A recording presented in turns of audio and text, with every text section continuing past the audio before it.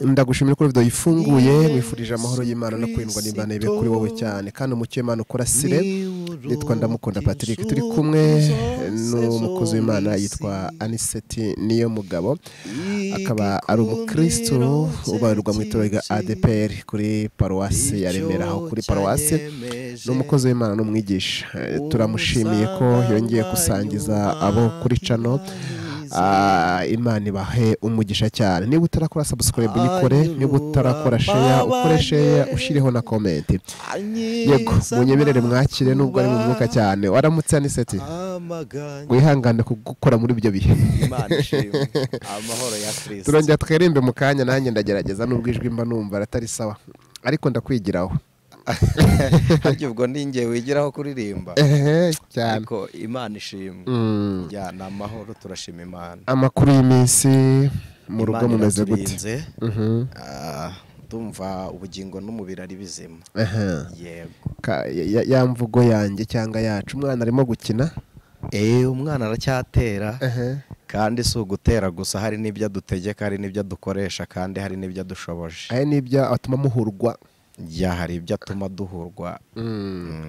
Yego yitwa Anicet niyomugabo, ni umugabo wamye bya Kristo, kandi ni umugabo ufite urugo, ufite umudamu n'abana batatu. Ameze gute madamu? Abana ni amahoro, na mama wabo kandi nawe ni amahoro. Kuri RY'UMUKANGUZI turakwakiriye kandi murakoze. Turimo turashima ko ino minsi urimo kugenda twibuka, uduha ibiganiro, urimo kugerageza. By the way naga kimwe na mbere nawe ubigiramo uruhare kugira ngo dufashe kubikora. Nawe ubigiramo uruhare, Kristo aragushoboza ugatanga imbaraga zawe n'umwanya n'ubushobozi. Yesu aguha umugisha. Asante sana. Ndagira ngo dusenge turaganira ku bintu bitera confusion y'abantu benshi. Usanga nafite urujijo, abantu bavuga ibintu bitandukanye, bamwe n'ababyumva bakagira confusion kuri ibyo bintu, ugasanga afite uko abivuga. Turabikoraho tubiganireho numara gusenga. Bagusenge. Reka tusenge. Reka twibutse abantu bakurikije ijwi ry'umukanguzi ko uyu ari umwanya tugiye gufatikanya ngo dusenge ku bwanyu no ku bwacu kw'imbaraga za Kristo watuneshereje. Rero ufite umwanya awuha Imana, witegure dusengane. Imana ibaha umugisha. Yesu data mwiza, turagushimiye, tugushimiye ubucunguzi bwawe bwatwegereje intebe y'Uwiteka bukadukuraho urubanza. Tugushimiye imbabazi zawe zatwogeje zigatuma tuvuka tukaba abana b'Imana, ukatubyarisha ijambo ryawe binyuze mu mbabazi n'ubuntu watugiriye. Izina ryawe nirishimwe. Uyu mwanya turi hano muri iki cyanya, waravuze ngo aho muzagera hose hazaba habaye hanyu. Duhinduje aha hantu imbaraga z'umwuka wahinduye abera, kugira ngo habe urusengero rwera, aho mwene data ukurikiranye iri jambo ry'Imana ahagaze. Reka tuhahindure mu izina rya Kristo, kugira ngo uhavugire yumve, uhagaragare, umwimenyekanishe, ahakubonere mu mbaraga z'Imana. Uyu ni umwanya uduhaye kugira ngo tuganire ijambo ryawe. Twebwe turavugisha ururimi rw'umubiri ruzabora, uru rurimi ntirwabasha kuvuga izina ry'Uwiteka. Niyo mpamvu tugusabye kugira ngo ubwo watugize ibyaremwe bishya, ubugingo bwo muri twe buganire n'ubugingo bw'abakwizera. Ubwari bupfuye buzurwe, ubugingo bwadandabiranaga bwongere bukomezwe mu izina rya Yesu Kristo. Uko ibyiyumviro by'umubiri bitajya bibasha kumenya Imana, niko n'ururimi rw'umubiri utaguhamagara ngo twumve. Ariko waratubyaye, utubyarisha ijambo ryawe, uduhindura urubyaro rwera. None ndagusabye umwuka wo muri twe nasengere muri Kristo Yesu, kugira ngo Kristo atubere umuvugizi imbere ya Data. Imana itwumve, Imana ikorane natwe mu izina rya Yesu Kristo. Numara kuganira n'umwuka, ukavugana n'ubugingo bwo muri twe, ukabwagura bukaba buzima, bukaba buriho bushikamye ku cyo wavuze, ku cyo wakoze, kukuza kwawe, kubana nawe. Ukize n'imibiri yacu Mwami, imibiri nayo yiha ibyiringiro, ibizaba byawe uduhe imbaraga zo kubitegereza kugira ngo tubeho dushikamye utuneshereze kurinda mwami ubwenge umutima ubugingo n'umubiri kugira ngo byose bitabaho umugayo imbaraga zatsinze umusaraba natwe zituneshereze imbaraga zazuye Kristo mu rupfu natwe zidukureho ububata bw'urupfu rw'iteka kugira ngo aba bantu basobanukirwe bamenye ibyawe umwuka uyobya wa Satani ube kure y'amatwi y'abashaka kumva inkuru y'agakiza mu izina rya Kristo ibirangaza by'isi biture kure y'abantu bahamagawe n'Imana ndagushimiye mwami bana natwe imitima yacu yihumure uduha umunezero matwi yacu aragutegereye kugira ngo tukumve turagushimiye kubw'ubuntu bwawe none niteka ryawe none niteka ryose Yesu Kristo amen amen amen amen mbonye umukiza mwiza ni Yesu Kristo ni uruta inshuti zose zo mw'isi igikundiro cye cyinshi nicyo cyanyemeje kumusanga ngo anyuhagira nkize anyurura mbabaye anyiza amakuba amaganya yanyakira yaka nk'inyenyeri iteka n'igikundiro ni uruta inshuti zose zo mw'isi muri ubu buzima munagira inshuti nyinshi cyane amen ariko hari inshuti iruta izindi Kristo Yesu araziruta hari inshuti zanatugiye n'umumaro mu gihe cyazo hari inshuti Imana izana mu buzima bw'umuntu zikagira umumaro muri icyo gihe nyuma zikagenda kandi utazirukanya ariko Kristo yagize umumaro kandi acyagira umumaro ku buzima bwacu kandi ahoraho rega ni n'umumaro inshuti zatugiriye uzatuma babona amakamba yego ni imirimo bakoreshejwe n'Imana kugira ngo bazabishimirwe mu rurembo rw'abera ariko umumaro Imana itugirira nta wundi bishaka kwereka ngo ndashoboye bigenze bityo ibikorera gukiranuka kwayo Imana ishimwe cyane Yesu ni inshuti nziza uzi yari bivuga ngo rero kwirimba byaranyihishe adukurikiye yangaye oya ntacyo hari indirimbo irimo kumfasha ivuga ngo ni wowe wenyine gusa uzi gukunda abandi turagerageza nukugerageza ariko wowe Imana ukunda urabizi ariko nukuri Yesu azi gukunda Imana ishimwe cyane amen abari Imana Yesu tubonereho twifurize na Vedaste ko uwo waririmbye iyo ndirimbo Imana imuha umugisha kandi urukundo rw'Imana rukomeze rugusageho nshuti y'umusaraba kandi Imana yongere imwuzuza ibindi bihangano bishya ni inshuti yacu kandi turamukunda abantu mwabuze urukundo rw'ababyeyi n'abantu Kristo azi gukunda atanga keya afite urukundo ruruta rw'umugabo n'umugore yego yes Imana ishimwe cyane amen hari ibintu bikunda kwigishwa abantu benshi batandukanye maze imyaka myinshi mbyumva n'ubu n'umunsi ndabyumva ariko kandi ugasanga byigisha mu bigo bitandukanye rimwe ugasanga umwe avuguruza mugenzi we Bibiliya ikasanga ari ukuntu bayisobanura bitewe n'uko wenda babihawe cyangwa babyumva cyangwa babyize ariko nifuza ko tubiganira uyu munsi ku mukanguzi ukaganiriza abantu bari ku mukanguzi kwabwo nawe ugatanga ihishurirwa kuri ibi bintu kuko ibintu by'amari n'umuntu ahishurirwa atagema kandi utarabihishurirwa ikintu cyitwa antikristo ninde nicyo abantu bibaza cya mbere bwa mbere mu Bibiliya ivuga ko ari antikristo ni umuntu uhakana ko Kristo atambaye umubiri bwa kabiri ni umuntu uhakana umuzuko wa Kristo birumvikana ko utemera ko Yesu yambaye umubiri nta nubwo yacunguwe yego niba twaracunguwe no kumanika umubiri wa Kristo ku musaraba igorogota ubwo ubucunguzi yabuhakanye noneho kabiri n'umuzuko ntawemera bivuze ko umuntu utemera urupfu n'umuzuko wa Kristo uwo ni antikristo uwo niwe antikristo ko muteri ubwo byaba bivuze ko basanzwe antikristo asanzwe hari kuko hari ababihakana benshi ibyo uvuze antikristo arahari cyane nubwo Bibiliya ivuga ngo ntabwo gukora kwe kurahishurwa cyangwa ngo bibe byeruye, ko Bibiliya iravuga ngo azatangira gukora ku mugaragaro, ikimubuza gukora cyavuyeho. Ikimubuza gukora ni ikigo, ni itorero rya Kristo. Kuko niba itorero rihari rihamya urupfu rwa Kristo rigahamya n'umuzuko, mu gihe ririho antikristo nta ruvugira afite. Nubwo yaba ari iwabo cyangwa akorera iwabo, ariko uburyo bwo gukora ntarabubona, kuko umwuka aracyamukingirije. Yego, ubwo bivuze ko arahari ariko sakora. Abavuga ngo azaza se, uburyo bwo gukora kwe buriho, bwaranahishuwe niko ijambo ry'Imana rivuga. Ni mu buryo bw'amayoberane, ariko noneho ntiyeruye ku rwego natunga urutoki ngo mvuge ngo uyu niwe uri mu ishusho ya antikristo. Suko tutabona iyo mirimo ya antikristo, irahari pe, n'abamukorera barahari, ariko noneho niturangara tumwitirira umuntu runaka, tuzibagirwa ko urwanya abera ari Satani. Noneho bitume turangarira ku mirimo antikristo yakoze, twibagirwa iyo Kristo yakoze nyirizina. Mu rwandiko rwa mbere hano yanditse ibice cya 2 ku murongo wa 18, haravuga ngo bana bato tugeze mu gihe cy'imperuka, kandi nk'uko mwumvise yuko antikristo azaza, niko nanone hamaze kwaduka abantikristo benshi. Ndetse nibyo bitumenyesha ko igihe cy'imperuka gisohoye.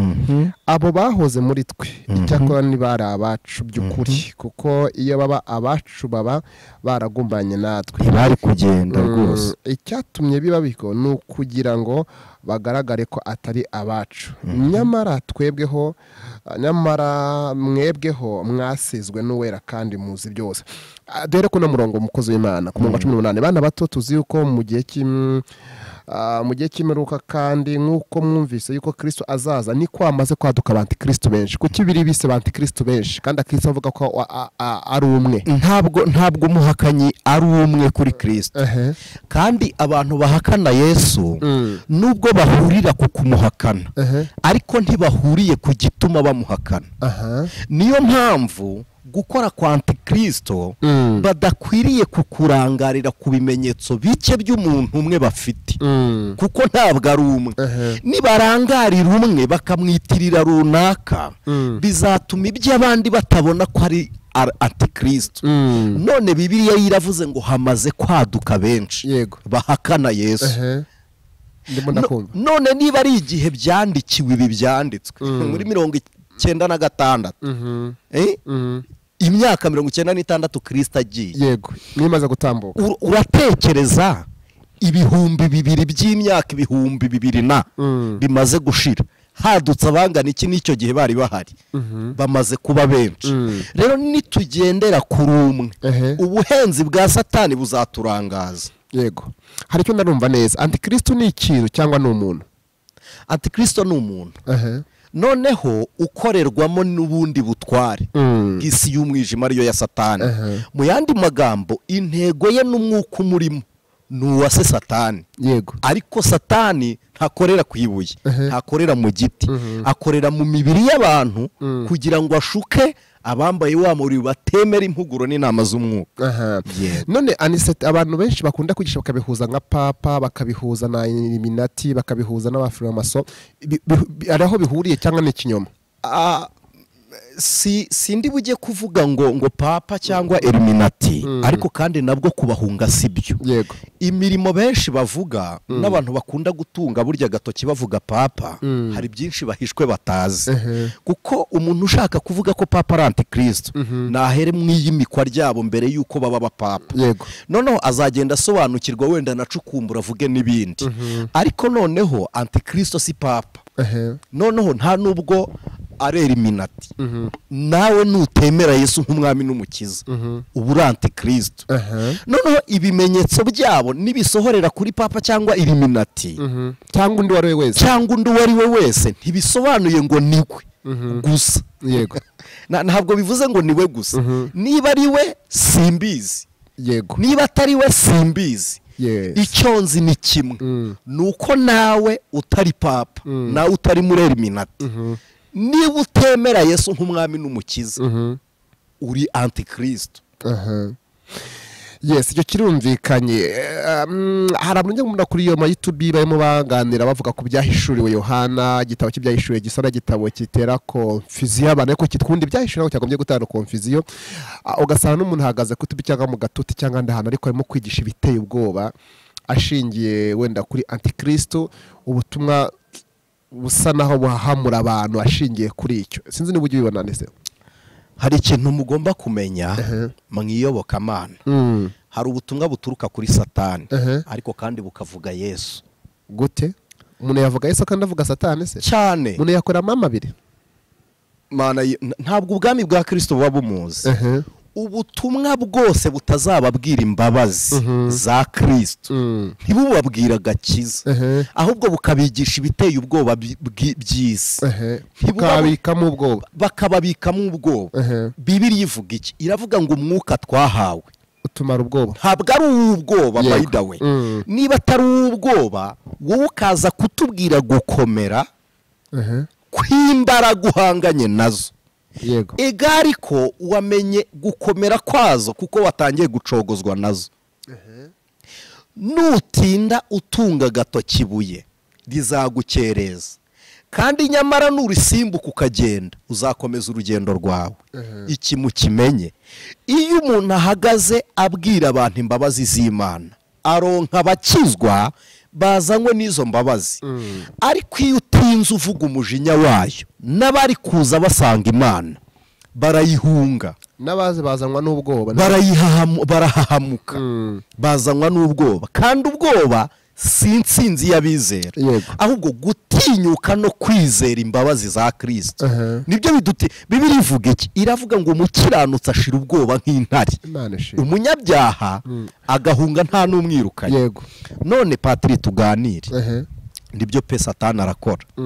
Bakundwa nshuti z'umusaraba, nta nubwo dushaka ngo ntimumenye imbaraga z'umubiri turwana nazo, ariko se nimuzimenya zirabafasha, zirabungura iki? Reka dukore. Ariko muri tekinike ya gisirikare mbere yuko utera ibirindiro by'umwanzi ugomba kumenya aho afite imbaraga. Nekeza ko ariho bashingira avuga ati ngomba kumenya ibirindiro by'umwanzi nkamenya uko nera. Patiri uzi ababimenya akenshi ni n'abatekinisiye de guerre, abahanga bo gutegura intambara.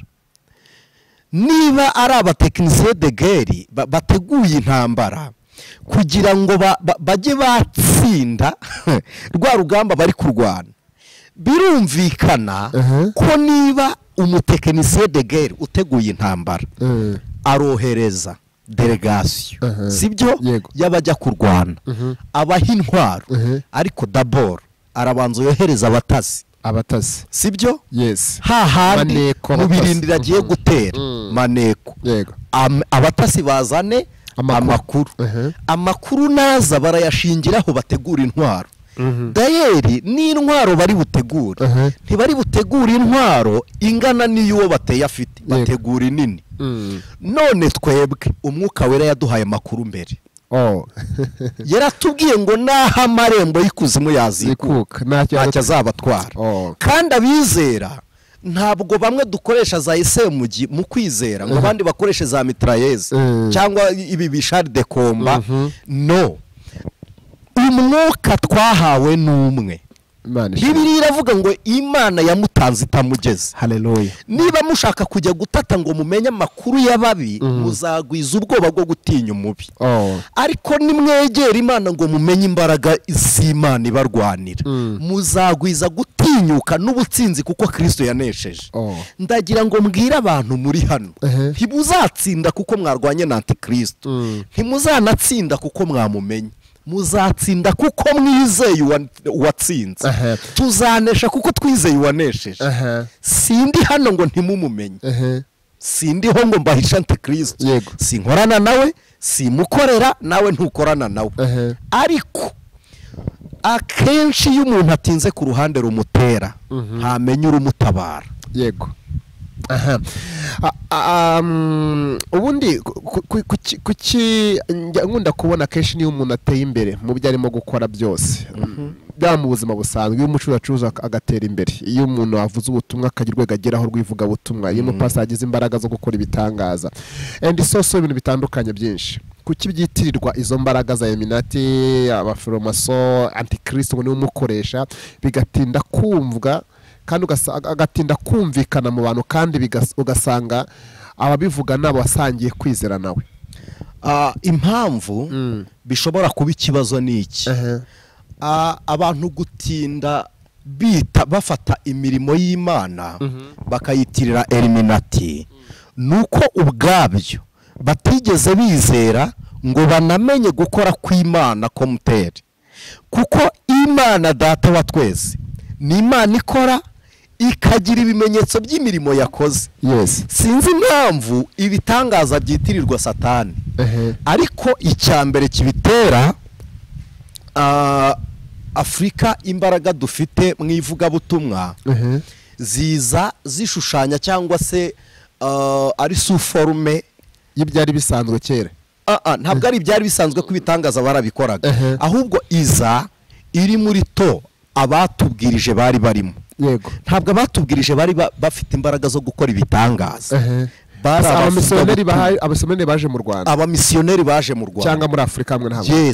Ntabwo babwirizaga, ntabwo bafite impano z'ibitangaza. Ntabwo impano z'ibitangaza zamanukiye mu gihe cy'umwuka wera. Umwuka wera aje, noneho zitinda cyane mu bantu navuga ngo badafite kujijuka.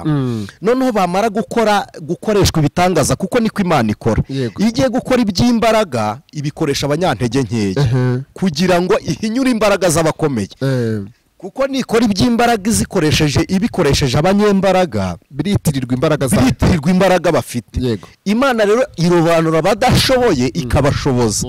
Noneho imaze kubashoboza byatinze kumvikana bitewe n'ababikora urwego bahagazemo rw'ubuzima. Urakoze cyane. Noneho biturutse ko abashaka kumenya Imana barayirebera ku bifatika byo mu isi, bituma badahishurirwa Imana. Bwa kabiri, akenshi amadini n'amatorero turimo, aho kugira ngo abwirize ubutumwa bwa Kristo, abwiriza ubutumwa buhamagara umukristo uri mu idini runaka bumwimura bumuzana mu rindi, guhinduranya amadini bakabyita ko ariko gukizwa. N'umuntu tuvuga ngo yarakijijwe nuwo tuvuga ngo yavuye ngo muri Islam aza muri ADPR. Reka ntanga urugero rwa Anicet, ntabwo ariko gakiza. Ngo Abdul Karim yarahindutse, ngo yavuye muri Katolike aza muri ADPR, yavuye muri Katolike ajya muri Adventiste, yavuye Restoration ajya Zion. Ntabwo ari bwo butumwa. Ubundi ubutumwa ni ukumenya Kristo ko ari we watumwe n'Imana, tukamwizera nk'uwaduhawe ubuzima bw'impinduka zituma duhishurirwa kumenya Imana. Noneho uko guhindura idini, sinzi impamvu mbivuga, nkumva wenda birasa nibiza kuremera abantu ntibabyumve. Guhindura idini si ikimenyetso cyo gukizwa. Noneho uko guhindura idini guhita gutuma tubwiriza dusenya aho twabaga. Twasenya aho twari turi, ibimenyetso n'ibitangaza bikorerwayo itubyemere, bigasa naho duhakana Imana yo mu bandi, dushaka gukuza Imana yo mu mahame yacu mu idini yaho twinjiye, bigatuma no gukora kw'Imana tutakwemeza, atari uko tuyobewe ko ari cyo, ahubwo ari ihangana ryo mu madini. Kuko tuzi ibitangaza byagiye bikorwa, sibyo, bifite ishusho ya Kristo. Urugero, Yesu ahura n'umuntu wari utewe na dayimoni, yirukanye abadayimoni bajya mu mugana w'ingurube. Uyu muntu ntiyaguye hasi, Yesu amukuramwe abadayimoni akanasakuza. Ariko uyu munsi umuntu niyirukana dayimoni wari uhagaze ukagwa, baravuga ngo izo mbaraga zitura hasi ni za Satani. Ibyo ntabwo byemewe kabisa, ntabwo byemerwa. Ntibisobanuye ngo kuba waguye ni ibya Satani, ntibinasobanuye ngo kuba waguye ni iby'Imana. Icy'Imana ni kimwe, nuko dayimoni kuvamo ukaba umwana w'ubugingo, umuntu ukaba muzima. Baravuga ngo hari abantu bajya gucirisha imbaraga ahandi hantu, twavuga haruguru bavuga ati bagakoresha ibyo bitangaza, umuntu dayimoni akirukana undi, kandi Kristo yarabihakanye. Ukaba waza urwaye umutwe ngo awukize ko ngutera izindi ndwara, bakavuga ngo barana nago bakwana n'Imana. Yesu yarabihakanye ngo dayimoni yavugaga ni isoko y'ikuzimu. Abantu batwumve, hari amadayimoni mu buryo butandukanye. Hari itsinda ry'abadayimoni baturuka ikuzimu, sibyo, ryitwa demons. Hakaba iryo tsinda twita demons, ni abadayimoni batumwa na satani koshya no kuyobya abera. Hari n'abaza bakayobya mu buryo bw'umwuka, sibyo? Azamuka mu buryo bw'umwuka. Hari n'uza mu buryo bw'umwuka ariko akambara ishusho y'umuntu wapfuye mu buryo runaka. Ntabwo umuntu wapfuye ashobora kuza ngo arwanye abandi badayimoni, ntabwo bikunda. Ariko mu buryo bw'umwuka dayimoni iraza nk'uko njye nawe twaba dufitanye kominikasiyo, yego, ukaba uzi neza ko mu buryo bw'imikorere nkurusha revu, yes, nkakubwira ntigenda, ukanyumvira ariko udatsinzwe, ahubwo ari uko umpaye umwanya ngo nsigare aho wari uri. mu magambo abadayimoni barubahana. Exactly.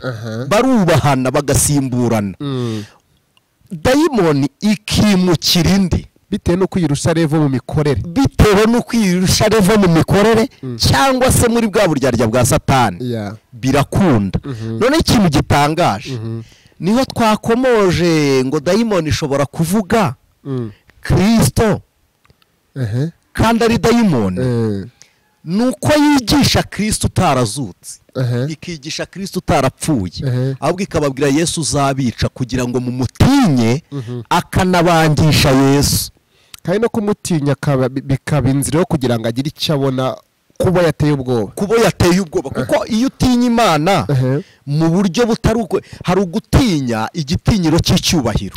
Gutinya Imana igitinyiro cy'icyubahiro nabyo ni ukuyiramya, ariko kuyitinya igitinyiro kigutera kuyihunga ni ubuyobe, ni ukuyiyoba. Yego. Noneho ikintu ubu butumwa bukora ni kimwe, buzinura abantu kumenya Imana nk'Imana y'inyembabazi. Ndakumva. Sinzi niba abantu badukurikiye batwumva. Butuma abantu batumva uruhande rw'imbabazi z'Imana, bigatuma badatunga Imana nk'umucunguzi, bagatunga Imana nk'umuhannyi, nk'Imana izahana. Yego. Bamwe bavuga ati Imana irabishe, Imana izabaniga, Imana ubwo butumwa. Ubwo ni nk'ubwa Yona. Yona atumwa Nineve, yahungiye Tarushishi, akurwe mu nda y'urufi. Ayo mateka ntituyatindamo, aho kugira ngo ahagarare Nineve avuga ngo ni muhungu umujinya w'Imana kugira ngo mudapfa, azenguruka muri Nineve ababwira ngo murapfuye murashize. Icyakora ab'i Nineve bari bazi gukora kw'Imana, ubu ubwabo baravuga ngo iyo Mana tuyiziho n'imbabazi, noneho twiyirize ubusa, twambara ibigunira, dusenge tuyigarukire. Nakunze ko byahereye ku mwami ubwe, ni umwami wabikoze, watanze nayo makuru. Ariko mu by'ukuri si uko Yona yari yavuze imbabazi z'Imana, ni uko umwami yibwiye iby'imbabazi z'Imana. Bakundwa, reka mbabwire, Imana yacu irarakara pe, ariko yibuza umujinya wayo kugira ngo yibwire iby'imbabazi iteka ryose. Niyo mpamvu yaduhaye Kristo. Reka mbabwire, Imana ntiyarakazwa na Antikristo uri mu isi kuruta abakristo bazi ko Imana ari Imana, batayubaha ntibayizere. Sibyo? Kuko kugira ngo babazwe nuko umwana wo hanze yagututse, wababazwa nuko we wareze, yanze kwakira uburere, wonkeje, wambika, woza, ananirwa guhamya kuri se kandi mu by'ukuri uri se. None nshuti z'umusaraba, icyo nshaka kubabwira ni iki: umuntu wese ubabwiriza ibitarimo imbabazi n'agakiza ka Kristo, uwo ubakura umutima, nimukanguke, nababwira ibyo gupfa mu mubwira iby'ubuzima, nababwira ibyo kurimbuka mu mubwira iby'ubugingo, nababwiriza ibyo gukenyuka mu mubwira iby'uburame. Hari ibintu abera tudakwiriye kwemera niyo byaba biturutsehe. Uwatuzuye niwe utubeshejeho, kandi utubeshejeho niwe uduhaye ubuzima burama. None Patrick, icyo nshaka kukubaza ni iki, nanjye noneho reka nkubaze, guteza amatwi. Imana yicaye ku ntebe y'iki? Y'imbabazi. None uyu mwanya nitwigisha kurimbuka, iki ni igihe cyo guhora inzigo k'Uwiteka, ni igihe cy'imbabazi, ni igihe cy'imbabazi.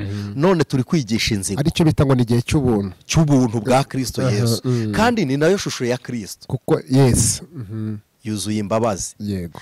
None nituzana ubutumwa butari ubw'imbabazi, tuganire, tuzaba twigishije Yesu wuhe?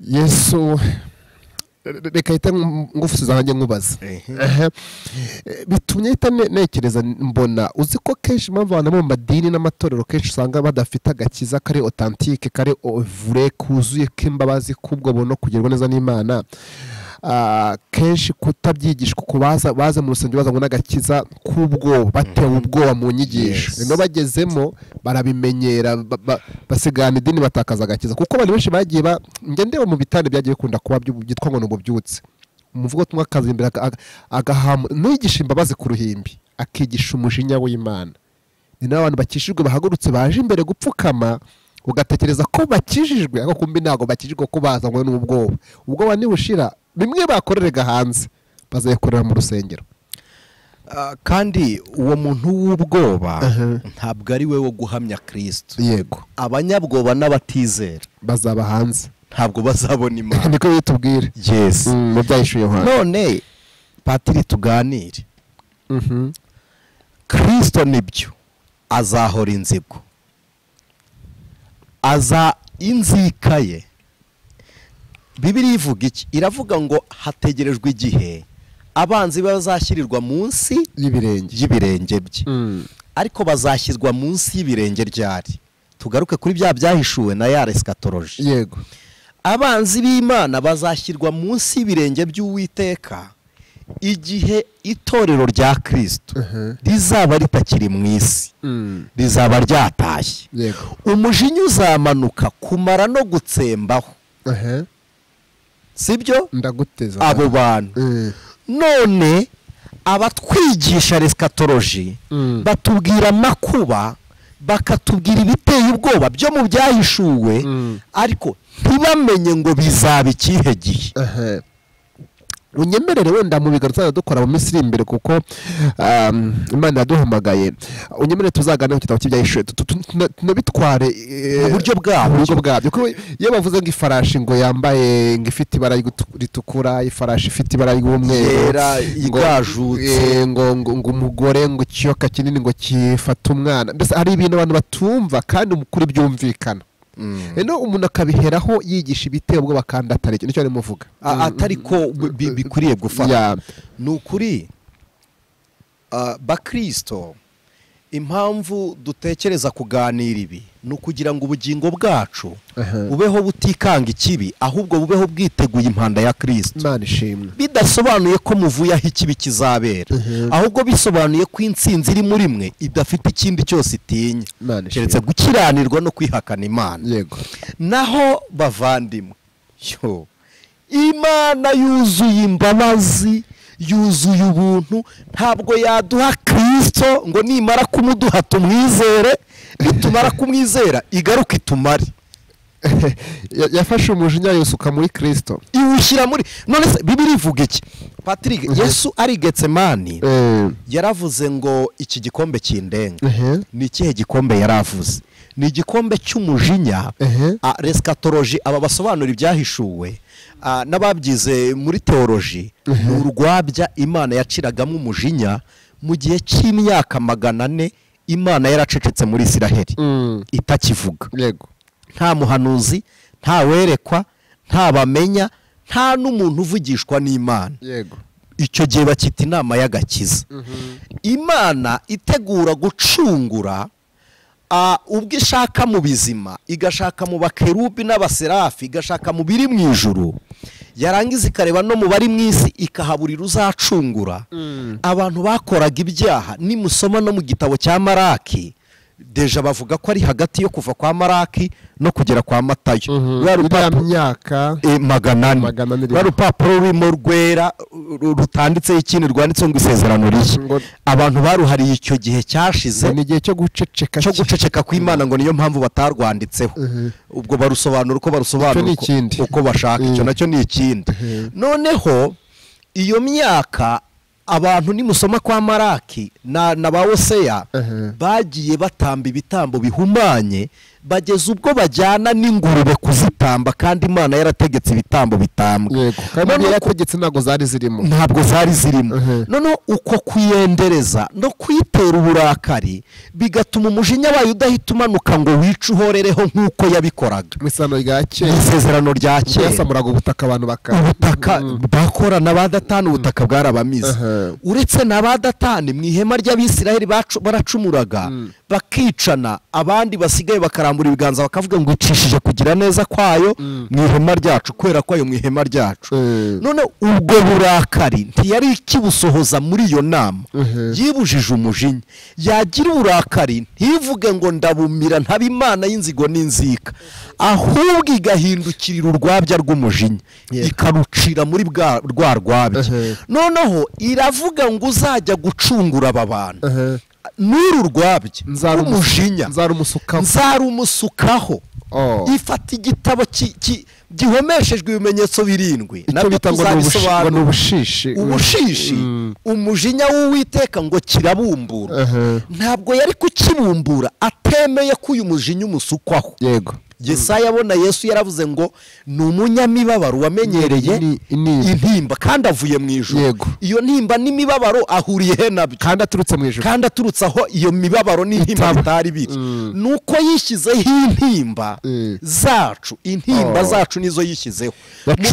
Acumitirwa gukiranirwa kwacu, imibyimba ye aba ari yadukirisha. Urumva umujinya w'Imana waramufasha umusimbuza twe, ajya mu mwanya wacu, apfa mu gihe cyacu, tubaho ubuzima bwe, twezwa nk'uko yera, tubabarirwa imbabazi akwiriye, twambika umwenda yambuwe, duhabwa intebe yakuweho. Nicyo cyatumye duhabwa ubwami mu ijuru. Bivuze ko yabaye ingurane yacu, nacyo cyitwa gucungurwa.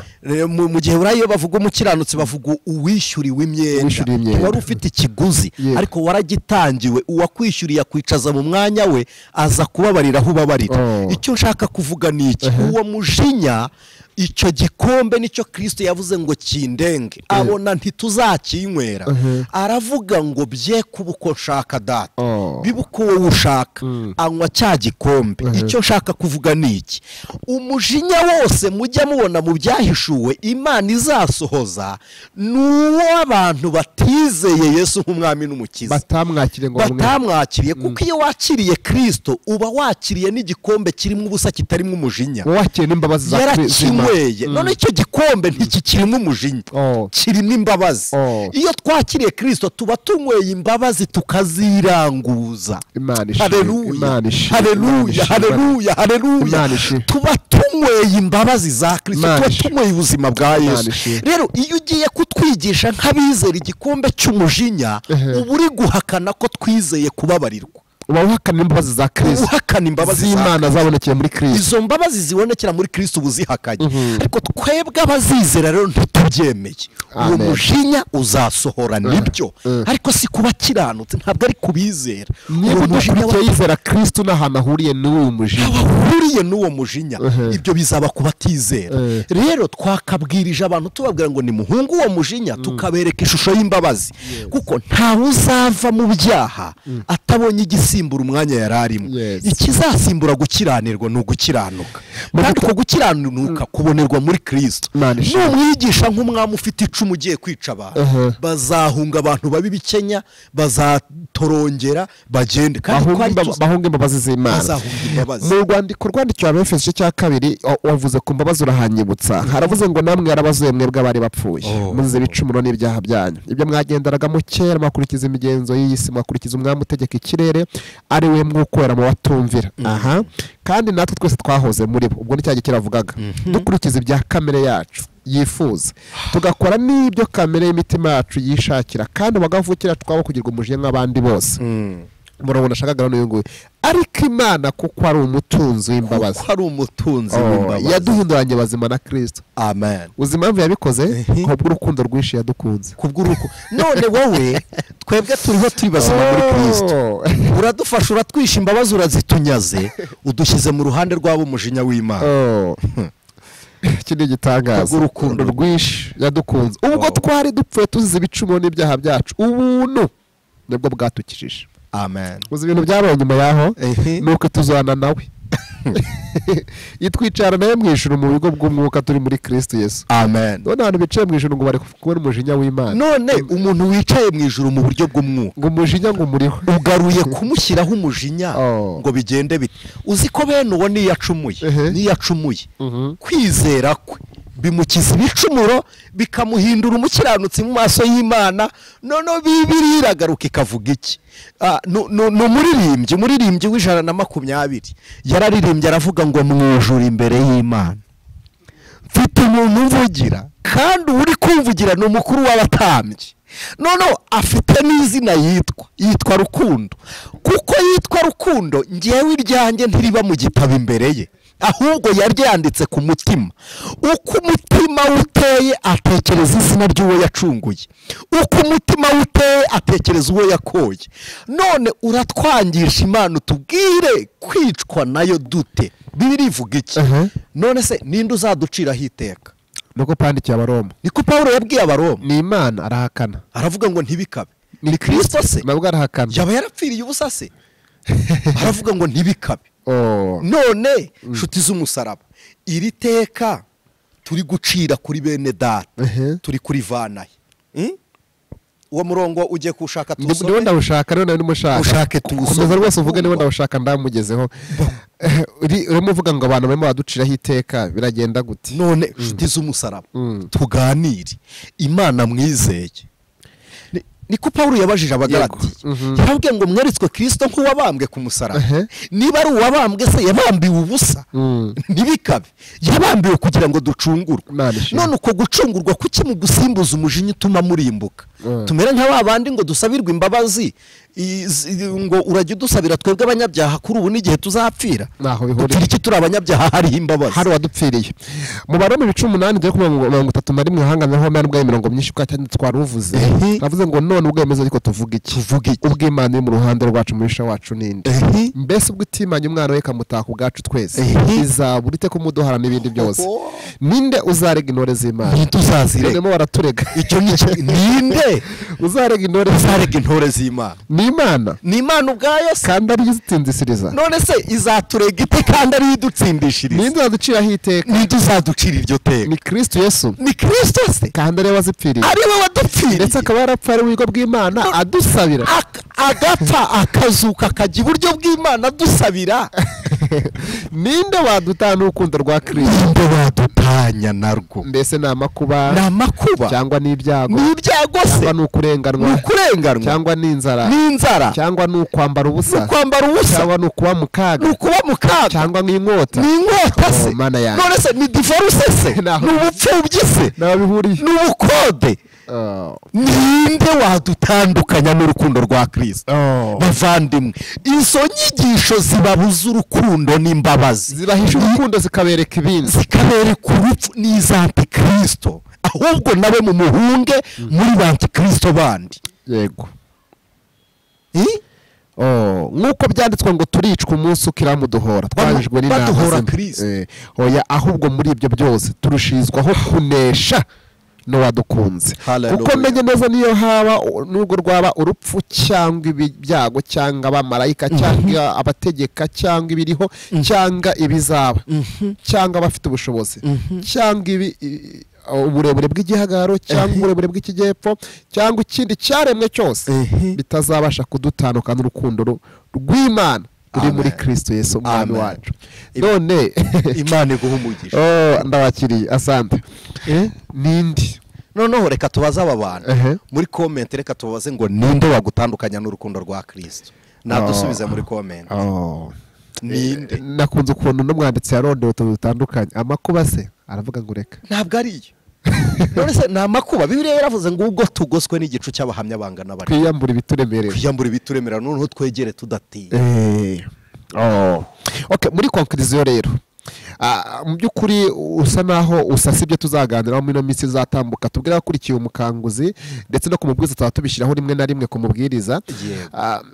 Abantu bakurikiye zino cano cyangwa ino cano, ndagira ngo munyemerere dusa no dutangije fondasiyo y'inyigisho kugira ngo abantu bave mu rujijo Yesu yaravuze ngo konganya buri musozi kutamenya. Usa naho utangiye iki kintu ukoza agati mu nozo ukuntu utumye ibitekerezo byawe n'ibitekereza cyane. Ndagira ngo usa naho uza gufata konkiso ko iki twaganiraga tuzarebe tuzakomereza hehe, ariko duhereye mu kuri kw'ibintu kugira ngo amenye ukuri kwabyo kuze, kuko hari ibintu abapasiteri batavuga. Tubwira ko Anicet ntabwo ari pasiteri. urwo rwego ndarurenze. Ni icyo nyine ngubwira. Hari ibyo abapasiteri babahisha bitewe n'indamu n'inyungu zabo bwite, bakabahisha ukuri kwabyo. Twebwe rero ubundi n'abantu batigisha imbabazi n'urukundo rw'Imana baba bagira ngo bagumane abantu mu buryo bw'urujijo n'ubwoba kugira ngo babone uko bafata amarangamutima yanyu bunguka ibyo mufite. Yego. Iki ntabwo bacyumvishe neza ngo umuntu uguhisha urukundo rw'Imana n'imbabazi abagira ngo agufatire muri iyo kadire y'ubwoba, afata amarangamutima yawe agushyire mu kazitiro, ajye yunguka ibyo afite, akubwira ko hari aho yakugereye wowe utagera. Akwiyereka no kukwereka Imana. Yes, aho kugira ngo akwereke Imana agukingirize, akubuza Imana. Noneho usanga hari n'abakristo mudashobora kwisengera mutabonye pasiteri, mutabonye ba Anicet n'abandi. Habwo ari byo. Ijuru ryarakinguwe, Imana Data yatwugururiye amarembo muri Kristo Yesu kugira ngo buri muntu wese yigerera here kandi asabire muri Kristo. Icyo nshaka kuvuga n'iki Patrick? Ndakumva. Muzi ko ubu buyobe ari bwo Martin Luther yarwanya nabwo. Bafashe igitabo barakibika. Yego. Biyandikira ibindi, babika ukuri kw'ibyanditswe.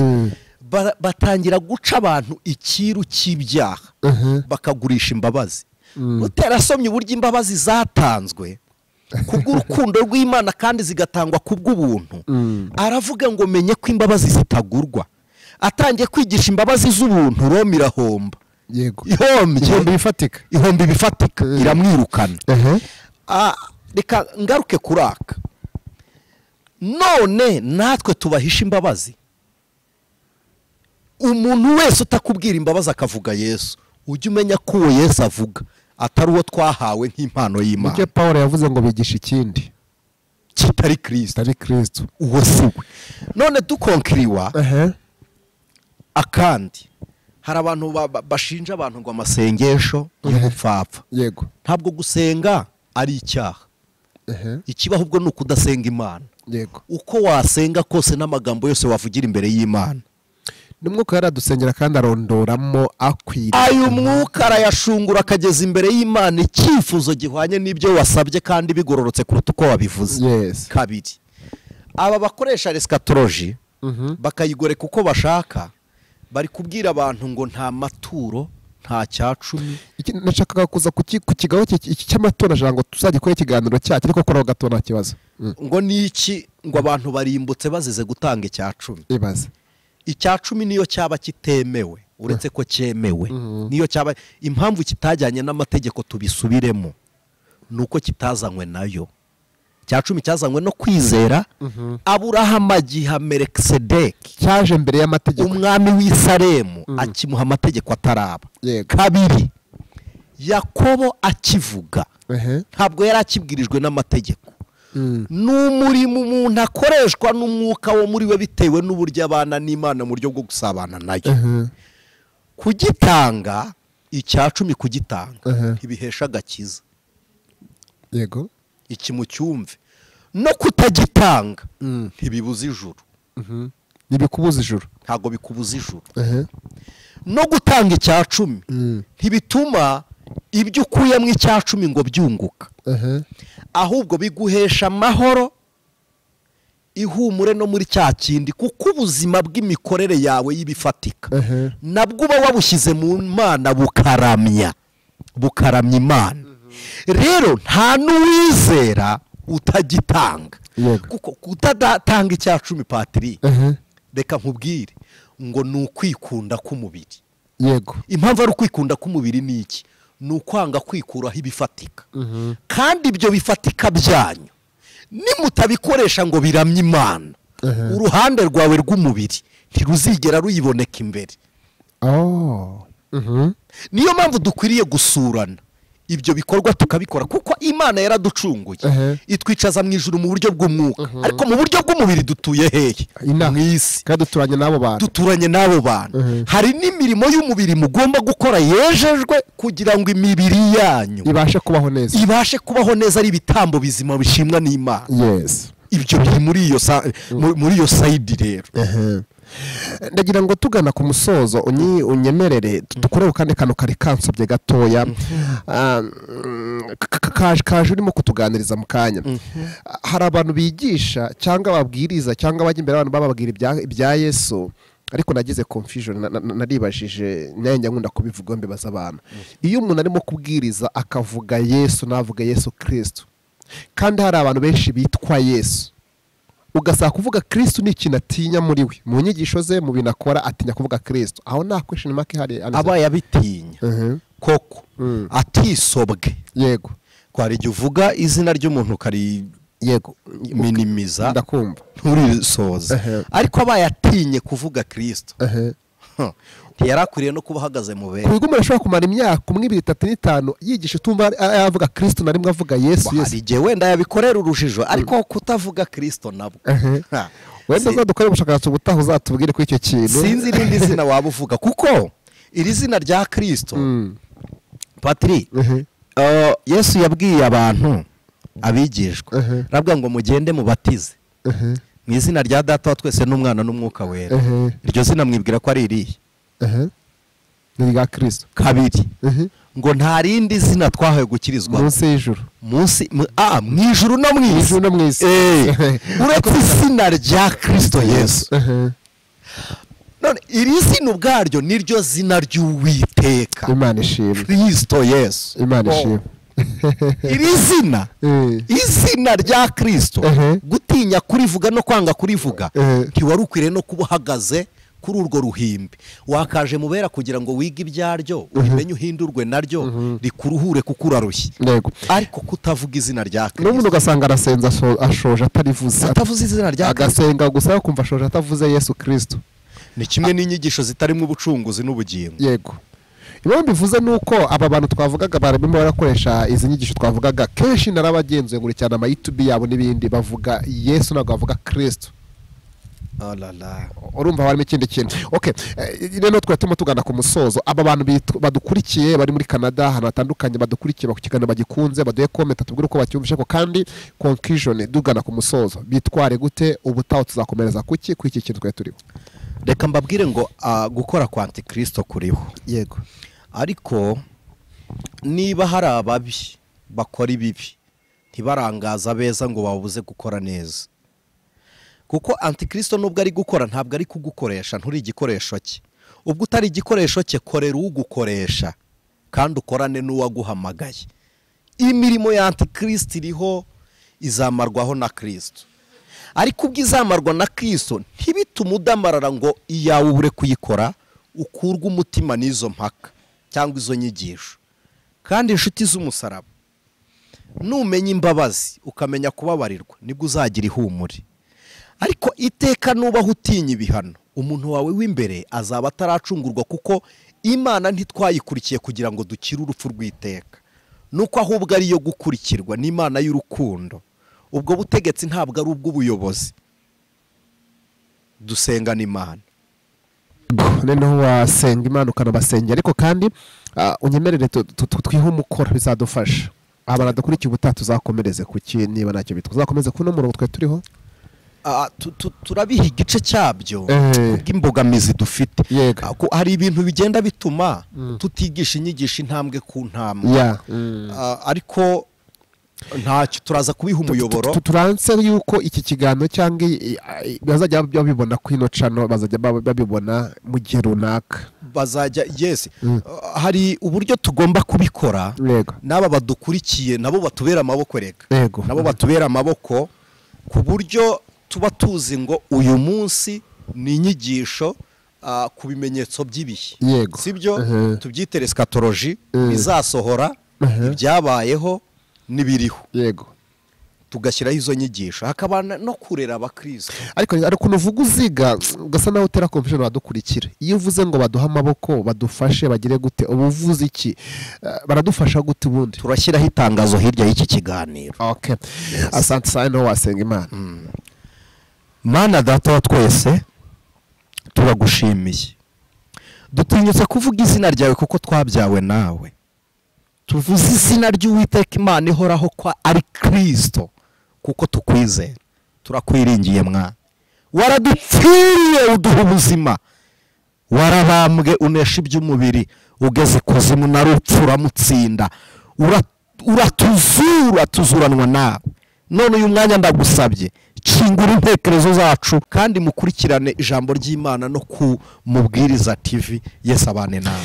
Yego musura n'amacano yombi yaba Umubwiriza TV yishize baziriho nimurangiza munakomeza gukurikira ijwi ry'umukanguzi ku nsho zitandukanye. Hariho nimero za telefone za Anicet hejuru azibona wowe wamuvugisha ikibazo wakwibaza utabaza muri comment ariko no kwabariza ntacyo bitwaye arakwitaba kuko n'icyamagariye gukora kandi muri iki gihe natwe batubona ku Mubwiriza TV hari nimero zacu batuvugisha ku byifuzo byanyu n'inkunga zanyu zitandukanye turazakira. Nitwa Ndamukunda Patrick ndabashimiye wasazira abadukurikiye. Bye bye. Asante sana. Amen.